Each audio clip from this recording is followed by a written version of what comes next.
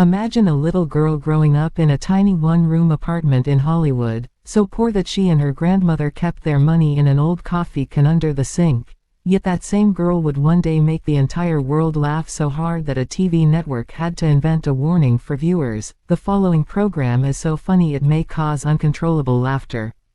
That little girl became the queen of comedy, the woman who could make you cry with laughter in 1 second and cry with tears the next. She tugged on her ear, sang off-key on purpose, and created characters that are still quoted today. This is the incredible, heartwarming, and hilarious true story of Carol Burnett. Carol Creighton Burnett was born on April 26, 1933, in San Antonio, Texas. Her parents, Jody and Louise, were both alcoholics, and life was chaotic from the start. When Carol was still a baby, her parents split up. Her mother moved to Hollywood chasing dreams of being a writer, and little Carol was sent to live with her beloved grandmother, Mabel Eudora White. Everyone called her Nanny. Soon, Carol and Nanny joined Louise in California, and the three of them squeezed into a tiny one-room apartment on Wilcox Avenue, just a few blocks from Hollywood Boulevard. They were dirt poor. Carol remembers eating mayonnaise sandwiches and drinking swamp water, Kool-Aid mixed with tap water because they couldn't afford milk. But Nanny made everything magical. They went to the movies almost every day, sometimes sneaking into second showings, because movies were only 25 cents and it was air-conditioned. Carol fell in love with the stars on the screen: Jimmy Durante, Danny Kaye, and especially the musicals. At Hollywood High School, Carol was shy and awkward, tall, skinny, big ears, and braces. But one day in acting class, the teacher asked the students to perform something emotional. Carol got up and did a dramatic scene that left everyone in tears. The teacher said, "Carol, you've got it. You belong on the stage." That moment changed everything. She wanted to study journalism at UCLA, but her family had no money. Then, miracle of miracles, one night a mysterious man in a business suit came up to her after a school play, handed her an envelope with $1,000 cash inside, and said, "I believe in you. Go to college. Pay me back when you're famous, no interest."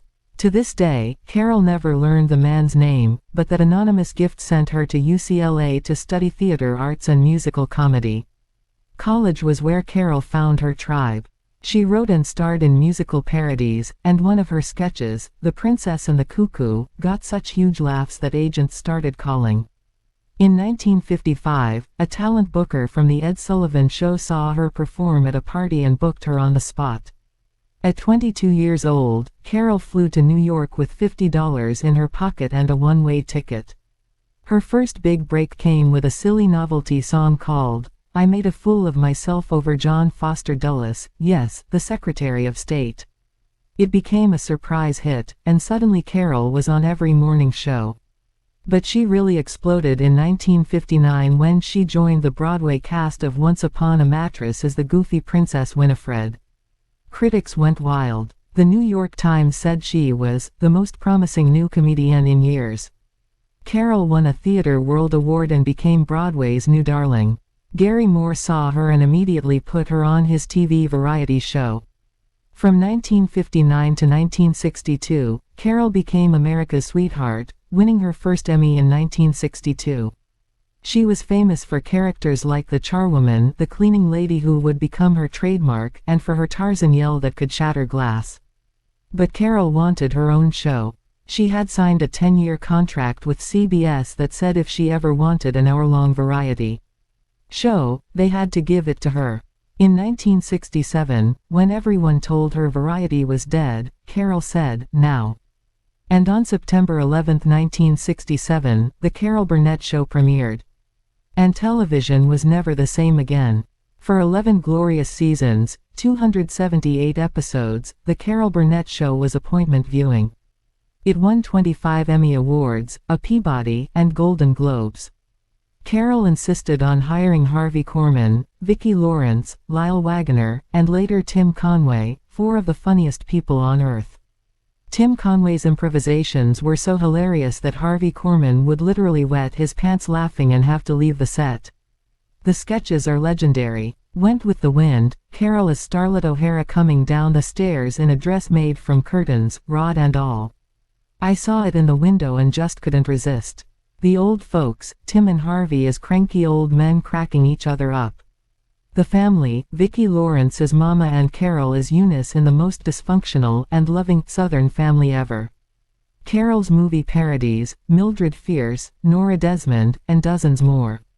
Every show opened with Carol taking questions from the live audience, wearing those big earrings and giving her famous ear tug, a secret, I love you, to her grandmother Nanny, who was now living with her and watching every week. Carol was the first woman to host a successful comedy variety series, and she did it her way. No mean humor, no punching down, just pure joy. Lucille Ball called her, the greatest comedienne in the world.